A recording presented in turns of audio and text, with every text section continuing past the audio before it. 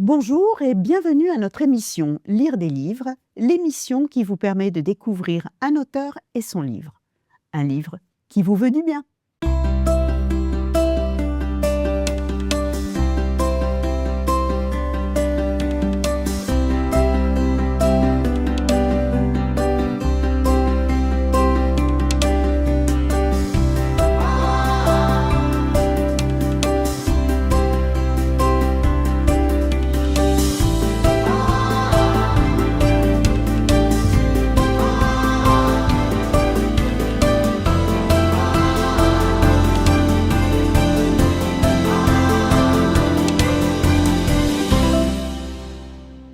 Aujourd'hui, j'ai le plaisir d'accueillir Claude Villeneuve pour le livre qu'il a écrit il y a quelques mois, Les oubliés de la Manangaresa. Et il paraît même qu'en malgache, on dit la Manangarese.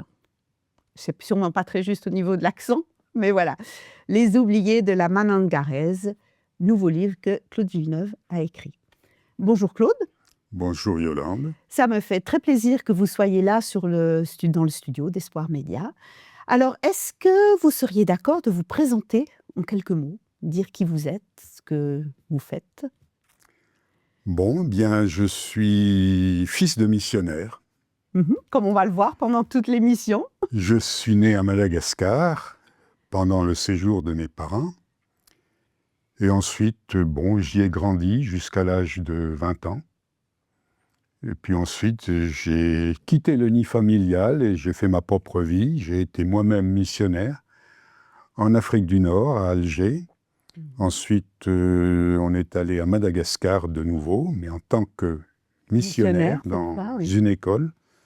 Puis alors après, j'ai voyagé un petit peu à droite et à gauche. On a été plusieurs années aux États-Unis pour y faire mes études. Et puis je suis revenu comme missionnaire au Cameroun. Ok. Et après le Cameroun, je suis reparti aux États-Unis une dernière fois pour faire mon doctorat.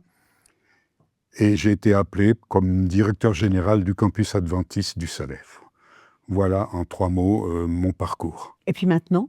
Je suis à la retraite depuis 2007. D'accord, ok. Alors voilà, merci. Puis apparemment, une retraite bien remplie, puisque vous avez décidé d'écrire un livre qui raconte en fait l'histoire de vos parents. Exact. Qui étaient Edgar et Giaconda Villeneuve. Alors c'est vrai qu'en Suisse, le nom Edgar Villeneuve, c'est un nom qui sonne assez connu. Alors votre maman était italienne. Oui. Et votre papa? Eh ben, il était suisse. Non, complètement suisse. Ah, il était complètement suisse, complètement suisse, oui. D'accord. Oui, de père et de mère. Ma grand-mère avait quand même des origines allemandes à la base. D'accord, mais enfin voilà. Suisse-allemande, plus exactement. Ah ouais, suisse-allemande. Donc alors vraiment, produit 100% suisse. Exact. Et voilà, il a épousé une italienne. Alors, ma première question, c'est que là, vous avez fait une biographie de vos parents, mais surtout de leurs années de missionnaire à Madagascar. Pourquoi cette envie d'écrire ce livre? Qu'est-ce qui vous a poussé à dire je vais prendre du temps sur ma retraite pour écrire ce livre? Oh, je peux avoir plusieurs réponses et plusieurs raisons. Allez-y. La première raison, c'est que j'estime que mon père a fait une carrière particulière et exceptionnelle. Et il a quand même passé 38 ans de sa vie à Madagascar. C'est pratiquement l'essentiel de sa carrière. Ensuite, ce qu'il y a fait, bien sûr, je ne peux ne pas dire autrement, c'est important, mais il a surtout été parmi les pionniers qui sont arrivés à Madagascar, puisqu'il y est arrivé en 1935 et que le premier missionnaire est arrivé à Madagascar en 1926, et surtout que le premier malgache baptisé par Marius Raspal, c'était en 1926. Et mes parents sont arrivés... Presque 100 ans. Mes parents sont arrivés en 1935, donc 9 ans après le premier baptême malgache. Malgache qui était là-bas. Voilà. Alors ça, c'est une des raisons importantes. Bien sûr, des raisons familiales pour la famille. Pour la famille, pour les enfants, petits-enfants. Mais je pense que sur le plan historique, c'est aussi important parce que je ne raconte pas que l'histoire de la famille. J'égrène au fil du texte des événements importants qu'il a vécus et qui font partie non seulement de l'histoire de Madagascar en tant qu'île, mais l'histoire de l'Église adventiste à Madagascar. Absolument. Et d'ailleurs, dans votre livre, moi j'ai appris beaucoup de choses, hein, tant même à un niveau politique, vous parlez un petit peu de la situation comme c'était à Madagascar. J'insiste un peu là-dessus parce que c'est des événements un peu particuliers et il a vécu une période qui était très, très particulière puisque il est arrivé alors que Madagascar était une colonie française. Voilà. Et il a assisté, en quelque sorte, à la décolonisation. Oui, on va en parler un petit peu, effectivement, parce qu'effectivement, on ne peut pas vivre 38 ans dans un endroit sans vivre des tas de choses quand on est là-bas, et vous en parlez bien. Du coup, on a effectivement à la fois la biographie et à la fois un peu d'histoire. Je l'ai voulu exprès, comme ça, et c'est documenté dans ce but. Voilà, en tout cas, le but est réussi. Comment est-ce que vous avez fait pour retracer la vie de vos parents? Parce que, voilà, on peut avoir des souvenirs, mais vous êtes assez précis dans beaucoup de choses. Alors, dites-nous comment vous avez fait pour trouver, en fait, pour pouvoir raconter leur histoire de cette manière? Alors, la première source, la plus importante, ce sont les courriers que mon père a échangés avec sa famille pendant son séjour. Alors, pour être bref, sans rentrer dans les détails, pendant les 38 ans, il a écrit, on a conservé et retrouvé 514 des lettres qu'il avait écrites à sa famille en Suisse ou en France. Mais j'étais étonnée que les gens les aient gardées. Eh bien, nous avons été heureux de constater qu'ils l'ont fait. Oui, c'est ça. Surtout Madame Ruff, qui était une de ses sœurs, Madame Nelly Ruff. Elle a gardé l'essentiel de la correspondance, mon frère, mon oncle aussi. Oui, ça j'ai trouvé assez incroyable qu'il y ait 514 lettres qui soient encore... déjà, que votre père ait pris le temps d'écrire tout ça, qu'il ait même fait un petit peu un journal de bord, hein, je crois que... Ça fait 2 lettres par mois, en moyenne, statistiquement parlant. C'est pas mal. Mais ça fait une sacrée belle... ça permet de bien avancer dans l'histoire. En fait. Nous avons là une source fiable, datée et chronologique de ce que lui a vécu, et en particulier de ce qui s'est passé. C'est ça. Et puis, ce que j'ai trouvé très intéressant, en tout cas dans tous les extraits de lettres que vous mettez, c'est qu'il fait parler des faits, il raconte bien sûr des choses, mais il raconte aussi un peu de lui.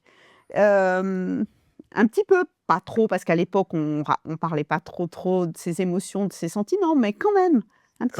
Lui, il a fait beaucoup, par contre. Ouais. C'est pour ça que lorsqu'on parcourt ces courriers-là, il faut faire la part des choses et faire attention. Il y a ce qu'il exprime personnellement, qui sont des faits qui en fait sont des faits familiaux, avec ses réactions particulières en tant qu'être humain. Absolument. Mais il y a aussi ce qu'il a accompli objectivement. Ce sont les événements, ce sont les constructions, ce sont les églises, ce sont les baptêmes. Ça, ce sont des faits objectifs, disons, pas subjectifs, personnels. Absolument, et c'est d'une richesse absolument incroyable. Oui. Alors, et puis je crois, si j'ai bien lu, que votre frère René avait aussi fait un peu des recherches sur la famille, non? Alors c'est vraiment grâce à lui que ces 514 lettres ont été rassemblées, retrouvées. D'accord. C'est lui qui les a cherchées, quémandées auprès des uns et des autres. Est-ce qu'il savait que ces lettres étaient là et existaient? Oui, il l'avait appris dans la famille, quoi. Et il les a répertoriées, il les a classifiées par ordre chronologique, il les a numérotées et puis il les a surtout déposées comme documents dans les archives du campus adventiste du Salève. D'accord. Donc c'est quand même un peu un travail un peu à deux, où votre frère a fait déjà toute la récolte des lettres, il les a classées et tout, et vous avez mis en fait par écrit... Il a fait un travail préliminaire de recherche fondamentale. D'accord, ok. Après, je n'ai eu plus qu'à l'exploiter. Après, il a fallu tout relire et tout faire un choix. Écrire. Oui, bien sûr, bien sûr. Ça vous a pris combien de temps d'écrire ce livre? Je crois que j'y passé à peu près 1 an et demi, mais je n'ai pas fait ça en continu.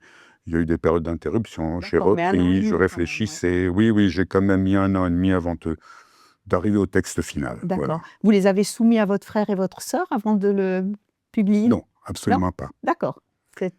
Parce que je ne voulais pas que qu'il y ait d'interférence dans certaines choses. D'accord. Je préférais dire, je prends la responsabilité entière de ce que Et j'écris. c'est pour ça qu'il y a votre nom. Oui. Puis alors, ouais, j'ai quand même une grande question, et je pense que c'est une question que beaucoup vont se poser, si on n'explique pas. Que veut dire les oubliés de la Manangarese? C'est quoi la Manangarese? Alors, la bonne question. Alors, j'ai utilisé ici une astuce d'écrivain, en quelque sorte. D'accord. J'ai sauté sur ce titre parce que la Manangarese, c'est une rivière qui se trouve à l'est de Madagascar, un peu au sud d'une ville qui s'appelle aujourd'hui Toamasina, mais qui s'appelait à l'époque Tamatave. Ah, Tamatave n'existe plus aujourd'hui. Enfin, C'est le nom, ce Toamasina, nom. ils ont malgachisé le nom. D'accord. Alors pourquoi cette rivière? Parce qu'il y a un aphorisme qui est attaché à cette rivière et qui dit que tous les visiteurs qui passent et qui boivent l'eau de la Manangarese reviennent immanquablement sur ses bords. Alors je me suis dit, la majorité des missionnaires qui sont passés à Madagascar, eux n'y sont probablement jamais retournés, ou peut-être quelques-uns en touristes, mais je vais faire en sorte que par ce livre où ils sont mentionnés, ils y retournent. Intéressant. Intéressant. Donc, c'est une rivière. C'est une rivière. Elle n'est pas très longue, mais c'est une rivière. Ok, parce que justement, ma belle-mère étant née à Madagascar, je lui ai demandé, est-ce que ça te dit quelque chose, la Manangarese? Et non. Ça lui disait Probablement pas, parce que ce n'est pas une rivière très grande, mais bon, dans la littérature coloniale, si on peut dire, sur Madagascar, il y a quelqu'un un jour, je ne sais pas lequel, a lancé cela et c'est devenu une sorte de dicton aujourd'hui. D'accord. Ok. Celui qui a bu l'eau de la Manangarese, y reviendra à coup sûr. Et c'est très joli Ça de les montre faire que Madagascar revenir est une île par, attachante. Oui, ça, on va en parler après, parce que c'est vrai que ça m'a assez touchée sur certaines choses. Vous avez... est-ce que votre père... D'où est venue, disons, on va dire comme ça, d'où est venue la vocation d'être missionnaire de votre père? Parce que comme vous avez dit, il a fait 38 ans, on n'est pas missionnaire 38 ans à Madagascar si on n'a pas un peu la vocation. Alors c'est quelque chose qu'il a pris très jeune. Il avait 13 ans quand ça s'est produit, et c'est la famille qui le raconte. Il a assisté à Clan,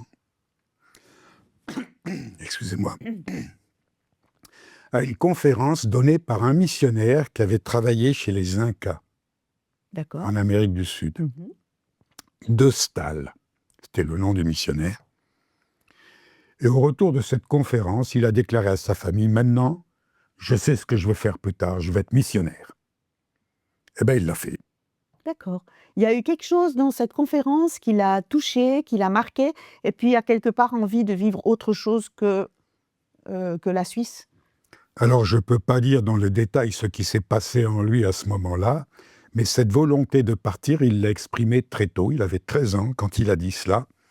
Eh bien, c'était un peu l'époque aussi. À l'époque, c'était l'époque des mouvements missionnaires, du réveil missionnaire.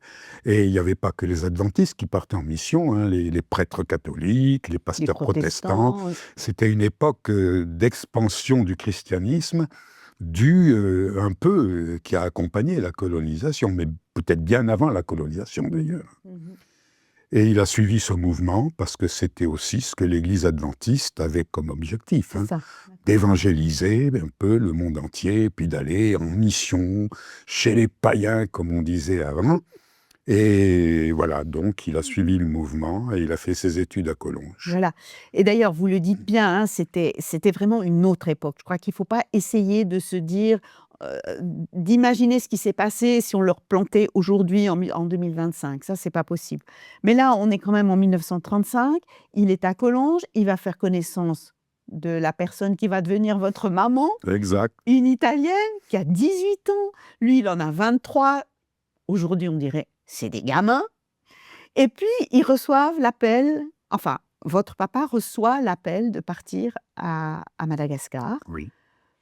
Et j'ai trouvé assez intéressant à la page 15 de votre livre, parce que, en fait, il avait très envie, comme vous avez dit, hein, vous le dites bien, à 13 ans, il avait envie de partir comme missionnaire. Apparemment, sa future femme était d'accord de suivre et de partir.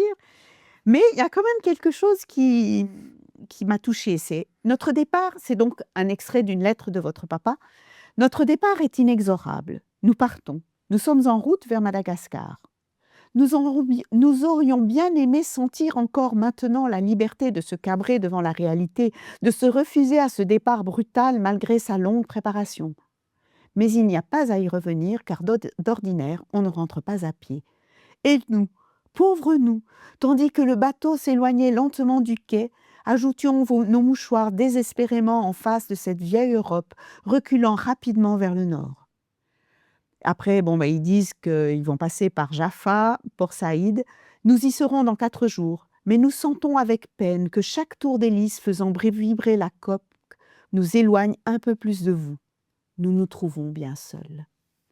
Ça m'a touchée parce que je me suis dit, en fait, il y avait cette ambivalence, l'envie de partir, mais en même temps de se dire qu'on partait pour longtemps, qu'on partait loin. Et un peu pour l'aventure. Et un peu pour l'aventure, parce que ça, c'est ce qui est ressorti, c'est que tous ces missionnaires avaient fait théologie à Collonges, mais à part ça, rien. Ils ne savaient pas, quelque part, au-devant de quoi ils allaient. Ce n'est que beaucoup plus tard, dans les années 70, que la conférence générale a décidé de mettre en place un programme de sensibilisation et de formation des missionnaires qui devaient partir. Mais ils partaient sans rien connaître de l'endroit où ils allaient débarquer. Ils avaient entendu parler de Madagascar, en gros, comme tout le monde. C'est ça. Mais ce que représentait la vie d'un missionnaire, il n'en avait que quelques idées, et en particulier quand les missionnaires passaient par là, qui racontaient leurs aventures, qui racontaient leurs expériences. C'est la seule sensibilisation qu'ils avaient. Et partir ainsi, c'était carrément partir vers l'inconnu. C'est ça. Et partir loin de sa famille, enfin voilà. Et ce n'est plus comme aujourd'hui, c'était quand même très loin. On n'avait pas l'habitude de voyager dans le monde entier en quelques heures. Et 29 jours de voyage, hein. Oui, 29 jours de voyage. À travers le canal de Suez, enfin voilà, c'est énorme. C'était un parcours qui n'était pas très courant. Et quand on partait, eh bien, on ne savait pas très bien. On savait quand on partait, pas trop quand on allait arriver. Parce qu'il y avait oui, c'est ça. Et puis, il y avait des congés, comme on disait, les congés missionnaires, mais qui étaient tous les 6 ans. Tous les 6 ans à l'époque. Donc, ils partaient pour 6 ans. Pour 6 ans, voilà. Et en fait, ils sont restés 11 ans. Oui. Après, on va voir, la guerre aura un peu son mot à dire, là, au milieu. Et dans cette période, comment vivaient ces missionnaires dans une époque où on appelait justement qu'on allait dans les champs missionnaires? Comment est-ce qu'on vivait ça? Parce que, alors peut-être que je le regarde avec mes yeux de 2025 où on parle de la colonisation. Aujourd'hui, on n'aime pas trop ces mots, hein. On se dit non, mais qu'est-ce qu'on a fait là-bas? Eux, ils étaient bien dans cette démarche. J'insiste dans la première partie de mon livre sur cette question. Les missionnaires ont été dans des pays étrangers. Dans ce sens, ils avaient l'utilisation originelle du mot « colon », oui. Mais ce n'étaient pas des colonisateurs. Tous les missionnaires, quelle que soit la dénomination pour laquelle ils partaient avec la même idée. C'était de porter la bonne nouvelle à des peuplades ou à des personnes qui ne la connaissaient pas. Donc l'idée principale, c'était l'évangélisation. Oui, c'est ça. Et certainement pas la commercialisation ou l'exploitation. Oui, c'est ça. Et les missionnaires ont tous vécu dans cet état d'esprit. Ils y allaient pour se donner au pays dans lequel ils allaient. Et ça, je crois que c'est toujours le cas aujourd'hui. Mais peut-être avec beaucoup de nuances, disons. Oui, ça. D'ailleurs, aujourd'hui, il n'y a plus tellement de missionnaires. Enfin, j'ai l'impression. C'est quelque chose qui ne se fait plus trop. Au sens où on l'employait autrefois, c'est fini. Voilà, c'est ça. C'est fini. Ce sont des spécialistes qui partent pour des missions. Pour des missions, exactement. Et d'ailleurs, quelque chose qui m'a beaucoup touchée par rapport à votre papa et votre maman, c'est que Ils y sont allés et votre papa a eu à cœur, très vite, d'apprendre le malgache. Même si c'était une langue, semble-t-il, pas très facile à apprendre, jusqu'au moment, c'est le Graal, c'est quand il est arrivé à prêcher en malgache. Absolument. Ça a été un parcours difficile parce que la langue malgache n'est pas simple. Je ne veux pas vous développer cela parce que je ne suis pas du tout spécialiste. Moi-même, je ne parle pas le malgache. Je connais beaucoup de mots, beaucoup d'expressions, bien sûr. Mais ce n'est pas simple d'apprendre le malgache. C'est une langue qui n'est pas de source européenne, si vous voulez, ou latine. Et c'est plutôt des langues qui est d'origine malaisienne. Et c'est un mélange de toutes sortes de choses, le malgache. Hein. Donc, je ne veux pas faire l'inventaire ici, mais ça a été assez difficile. Il a mis, disons, presque 3 ans avant de pouvoir dire « maintenant, je parle malgache ». Et les premiers cultes, il les a fait 2 ans, 2 ans et demi après son arrivée, et avoir étudié presque par lui-même le malgache. Oui, ça je trouve magnifique, parce que pour s'intégrer dans un pays, rien de tel que de parler la langue du pays. Bien, pour dire la vérité, ça s'est fait l'exception de mon père. Il n'y a jamais eu dans toute l'histoire des missions malgaches, de missionnaires venant d'Europe, il n'y en a que 2 qui ont appris le malgache. C'était mon père et un autre missionnaire italien, Henri Long, qui lui y était allé avec ses parents. Et il avait grandi en brousse, au milieu de camarades qui parlaient malgache, et il a communiqué et il a appris le malgache comme un enfant. Voilà. Apprend le malgache, apprend une langue. C'est tout à son honneur. D'une façon très naturelle, d'accord, mais pas artificielle. Mais c'est tout à son honneur d'avoir voulu vraiment s'intégrer. Alors bon, il y a aussi fait très longtemps, mais votre maman, je crois qu'elle s'est aussi passablement intégrée en aidant, en étant utile là où elle pouvait l'être. Maman s'est toujours beaucoup consacrée. Autrefois, quand les missionnaires partaient, le mari et la femme ne faisaient qu'un. Hein. Ils envoyaient le couple, il n'y a que le mari qui était payé. C'était payé, oui. Mais l'épouse avait beaucoup d'implications, accompagné le mari, participé à ce que faisait le mari. Et maman a fait cela, hein, elle a beaucoup travaillé comme cela. Mais elle s'est aussi investie à l'extérieur de l'église adventiste, si je puis dire, puisque très vite, elle a participé, elle a été membre de la Croix-Rouge française. Okay. Elle a même été à un moment médaillée de la Croix d'Argent, la Croix-Rouge, pour service rendu. Et elle a beaucoup travaillé avec l'organisation de la Croix-Rouge à Madagascar. Ok. Donc, une grande implication dans la vie malgache, en fait, de vos parents. Dans la vie malgache, oui, bien sûr, et pour s'occuper des personnes aussi, bien entendu. Elle avait d'ailleurs elle baragouinait le malgache. D'accord. Elle ne parlait pas, mais elle arrivait à se débrouiller. Et puis après, il y a eu les enfants qui sont arrivés et tout. Bien sûr. Et d'ailleurs, votre papa a fait donc de 1935 à 1973 à Madagascar. Vous en parlez, vous dites qu'il y a eu un peu 6 périodes importantes, mais je laisserai au lecteur le plaisir de découvrir ces 6 périodes. Mais il y a quand même des choses qui étaient... J'ai beaucoup d'admiration parce que je me dis, ils partaient, ils avaient peu de formation, il fallait apprendre la langue, il y avait des salaires assez minimum, des problèmes de santé. Votre maman a même subi une tentative d'agression. Il y a eu la mort d'un bébé à 6 semaines. Enfin, c'est quand même des choses qui ont été difficiles. Est-ce qu'ils n'ont jamais eu l'envie de se dire « Non, mais maintenant, on pose et on rentre en Europe » ? Non, je n'ai jamais entendu mes parents exprimer le désir de rentrer parce qu'ils en avaient assez. D'accord. À un moment donné, quand il y a eu la guerre, au bout des 11 ans d'éloignement de son pays, un peu comme tout le monde, ils en avaient assez de vivre un peu dans ce climat très particulier d'ailleurs. On pourrait raconter ça, je le raconte d'ailleurs dans mon livre. La guerre a eu des conséquences aussi dans les colonies françaises, hein, avec la période de Vichy. Oui, ça m'a beaucoup étonnée d'ailleurs, parce que je me suis dit, mais si loin de l'Europe, et en fait, non, il y a eu, parce que c'était déjà... Et surtout qu'il n'y avait pas de communication, comme il y a des communications aujourd'hui. Hein. Il ne suffisait pas de sortir son smartphone et puis d'appeler la famille. Ça n'existait pas. C'était Ouais, des c'est ça. courriers qui passaient par voie maritime, tout à fait au début. Après, il y a eu les avions qui sont arrivés, courriers aériens. On n'avait pas de nouvelles. Et Ça devait être terrible. ils entendaient parler de ce qui se passait en Europe, les bombardements qui ont eu lieu, par exemple, lorsque Mussolini a déclaré la guerre, la France a rétorqué. Ils ont bombardé l'Italie, ils ont bombardé la région de Gênes, où se trouvait la famille de maman, et ils le savaient, mais ils ne savaient rien de ce qui se passait dans la famille. C'est ça, c'est ça. Et ça doit être assez angoissant quand même, hein. Juste un télégramme transmis par l'intermédiaire de la Croix-Rouge. 2 mots. Après une série de bombardements intenses, télégramme transmis par la Croix-Rouge de la famille. Tous vivants, baisés. Ouais, c'est ça.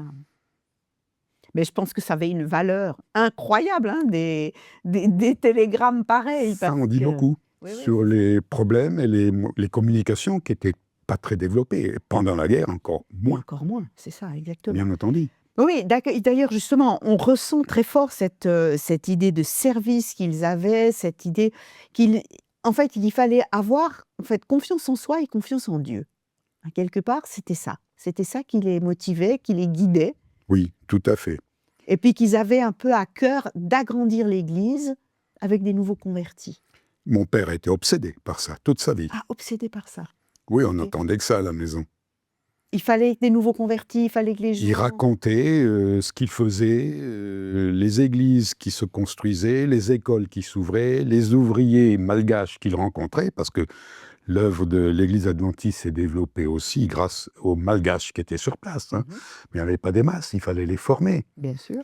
Et mon père, quand il revenait de ses tournées, et il en faisait beaucoup, il nous racontait ce qu'il faisait. C'était construction, rencontre d'ouvriers, baptême, rencontre d'église. Et quand on est missionnaire, on est tout.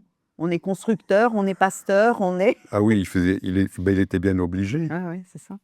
Il était bien obligé. Voilà, ça a meublé notre enfance, à nous les enfants. Hein. Ah ouais, mais c'était un esprit On de a vécu dans consécration assez on a incroyable. vécu dans ce climat. Donc, oui, effectivement, je dis obsédé, mais disons, c'était son Mais but c'était... principal. Voilà, c'était ça. Et en dehors de cela, on avait une vie de famille normale. Hein. Oui, c'est ça. Ça. Mais comme vous l'avez dit tout à l'heure aussi, il n'y avait pas que les adventistes qui envoyaient des missionnaires, il y avait aussi d'autres églises. Et à la Bien page sûr. 73 de votre livre, vous dites « Il continue à faire des conférences publiques sur la Bible et la spiritualité et à circuler dans les églises dont il a la responsabilité. Mais il faut dire que c'est un peu la concurrence avec les autres missions chrétiennes qui sont elles aussi actives. Ce sont rarement des conflits ouverts, mais larvés. » Et puis, vous expliquez un peu comment nos causeries publiques n'ont pas le don de plaire aux autres missions de la ville. Voyant que plusieurs familles allaient régulièrement à l'église adventiste, les églises protestantes n'ont rien trouvé de mieux que d'organiser des réunions à la même heure que moi. Il est inutile que j'essaye de changer mon jour, les autres églises feraient de même. C'est un peu la guéguerre là-bas. Oui, comme je le dis, c'était pas vraiment la guerre, parce que les missionnaires s'entendaient bien entre eux. Mon père a eu de nombreux amis missionnaires protestants ou missionnaires norvégiens. On habitait d'ailleurs à Madagascar, à Antsirabe, à 200 mètres de la mission norvégienne, dont les deux missions étaient côte à côte. Donc on a des amis qui étaient de longue date. Hein. Voilà, ça a même abouti dans la famille à des mariages. D'accord, ok. Mais disons que... il faut que je vous dise autre chose, c'est que tout à fait à l'origine du débarquement des missions évangéliques, protestantes ou autres, missions de Londres en particulier à Madagascar, ils ont tout de suite ressenti un peu ces concurrences. Et ils se sont réunis entre eux, les adventistes n'étaient pas encore arrivés à Madagascar, pour décider de se répartir le territoire. Alors, les uns dans cette région, les autres dans cette région, d'autres ici. Comme ça, Donc, chacun pour chez ne eux un petit pas, justement, se marcher sur les pieds, Oui, comme on je dit comprends. un peu, Oui, tout à fait. vulgairement. Et ils avaient invité les catholiques à le faire aussi. Les catholiques ont refusé. Et quand les adventistes sont arrivés, les premiers missionnaires ont été invités à se joindre à cet accord. Et ils l'ont refusé. Alors, c'est disant pour ça que que l'Église adventiste avait une mission qui s'adressait à tout peuple, à toute langue et à toute tribu. OK. Du Et coup, ils ils se se sont mis sont dit, partout. nous, on veut aller partout et pas se répartir le territoire. D'accord. C'est pour ça qu'ils étaient à côté de la mission protestante, la mission Et norvégienne. ils ont essayé d'aller partout, hein. D'ailleurs, ça a bien évolué, hein. Je ne sais pas si on va parler en un mot après, à la fin, du résultat final en 2024. Oui. Alors, on va J'ai les statistiques, hein. malheureusement, le temps passe. On va pas pouvoir parler de tout ce que j'avais prévu que l'on parle, mais c'est vraiment très intéressant. Alors, parce que cette île de Madagascar a l'air d'avoir un attrait, quelque chose d'assez impressionnant. Vous êtes donc né là-bas, vous avez vécu 20 ans à Madagascar, vous y êtes retourné vous-même en tant que missionnaire, et en fait, j'ai réalisé, en lisant le livre, que votre frère René et votre sœur Nadia, ils sont aussi retournés en tant que missionnaires. Il faut croire qu'il y avait quelque chose de fort pour avec 5 cette île. personnes de ma famille qui avaient décidé d'aller à Madagascar. Il y a mon père, Mhm. ses 3 enfants y sont retournés, Voilà, c'est ça. mon oncle et ma tante, Madame Ruff. Oui. Alors, Werner Ruff est quand même mieux connu ici Oui, en tout à Suisse fait. romande, puisqu'il a même été président de la Fédération Mhm. suisse romande un temps. Et ils sont tous originaires de Gland. Donc, c'est vraiment une famille suisse romande D'accord. qui s'est un peu investie là-bas. Ça, Qui c'est s'est investie caractéristique là-bas. de la famille Villeneuve, disons. Voilà, d'accord. C'est vrai qu'aujourd'hui, eh bien, ils sont tous partis. Bien sûr. Il y en a peu qui restent de cette époque. Et puis, du coup, vous disiez tout à l'heure, quels sont les résultats, en fait, de cette période de Villeneuve à Madagascar? Non, alors je ne dirais pas les résultats de la période Villeneuve. Non. Je parlerai des résultats qui ont suivi le passage des 59 missionnaires qui se sont succédés à 59, Madagascar ouais. depuis 1926 jusqu'à 1980. Ah, jusqu'en 1980, le dernier missionnaire à Madagascar. Oui, c'était un Suisse d'ailleurs. Le Mhm. dernier président d'Union européen, c'était un Suisse, c'était Francis Augsburger. D'accord. Mhm. Et sur ces 59 missionnaires, il y en a 16 qui étaient suisses, Ah oui, il faut croire que la Suisse dont avait un 5 de attrait ma famille. particulier de Voilà. Madagascar. Ça représente quand même 27% des missionnaires européens qui ont été envoyés par notre division. D'accord. Alors, vous avez parlé de résultats. Oui. Alors, le premier adventiste a été baptisé en 1929, en 1926. Aujourd'hui, statistique de la conférence générale en 2024, je dis très rapidement, il y a 1518 églises à Madagascar, je ne parle pas de l'océan Indien, hein, 18, oui, parce que que l'océan Indien est élargi à Maurice, la Réunion, les Seychelles et les Comores aujourd'hui. Mhm. 1518 églises, 225 921 personnes qui se sont fait baptiser dans l'église adventiste, Mhm. et il y a 203 pasteurs malgaches qui officient à 203. Madagascar. Impressionnant. Simplement pour dire qu'avec ce décalage d'un siècle, il y a eu des progrès. Donc je pense que tous ces pionniers qui sont passés à Madagascar ont laissé derrière eux une trace qui n'est Oui, pas négligeable. c'est ça, exactement. Et ça, c'est la meilleure chose qui puisse rester. Pour vous, Madagascar, c'est un beau souvenir? Tant en tant qu'enfant ou quand vous y Bon, êtes retourné en tant que c'est mon missionnaire? pays de naissance. J'ai quitté Madagascar à l'âge de 20 ans. Donc tous mes souvenirs d'enfance et d'adolescence sont à Madagascar, en fait. Oui, c'est ça. Mais pour vous, c'est des beaux souvenirs? Ah, pour moi, c'est de très beaux souvenirs, même pendant les 3 ans où j'ai été moi-même en tant que missionnaire, directeur d'une école. Ce sont les 3 plus belles années de ma vie, Ah oui, de ma d'accord. carrière professionnelle. Pour le paysage, les gens, l'église? Oh, bah, le paysage, c'est très attachant, hein. C'est pour ça qu'il y a la Manangarèse avec la La forêt. terre rouge? Mais les Malgaches sont extrêmement attachants. Ils ont leurs particularités. Mais c'est une population qui est très accueillante, même s'ils ne manifestent pas ouvertement. Oui. Ils sont plutôt introvertis. Introverti, oui. Mais ce sont des personnes qui ont montré un esprit de collaboration formidable avec les missionnaires qui étaient présents sur place, même pendant la période de post-indépendance, où il y a eu quand même des tensions avec des tendances très nettement xénophobes, surtout sur les hauts plateaux, où les étrangers et parfois même un peu certains missionnaires n'ont plus été tellement bien acceptés ni accueillis. Mais pas dans les adventistes. En tout cas, mes parents n'ont jamais ressenti. Ils ont toujours été accueillis magnifiquement partout. Les Malgaches, c'est un peuple formidable. Merci. En tout cas, ça donne envie. En tout cas, je vous dis, j'avais plein d'autres choses à parler, mais bon, voilà, le temps passe. Merci en tout cas d'avoir pris le temps déjà de venir là, de nous avoir retracé la vie de vos parents, de nous parler aussi de ce champ missionnaire, comme on disait à l'époque, qui était Madagascar, de voir comment il y a eu toute une évolution, comment les choses se sont passées entre 1935 et 1973. Alors oui, vraiment, merci beaucoup. Et puis, pour vous, téléspectateurs, si vous avez envie d'en savoir plus, eh ben, je ne peux que vous encourager à lire le livre Les Oubliés de Manan Garez.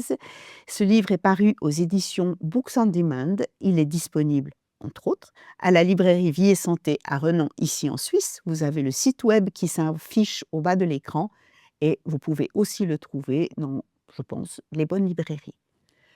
Merci à vous tous qui nous suivez sur la chaîne YouTube d'Espoir Média et sur Adventplay. Si cette émission vous a plu, n'hésitez pas à la liker et à la partager autour de vous. Et moi, je vous donne rendez-vous bientôt pour une nouvelle émission Lire des livres sur Espoir Média.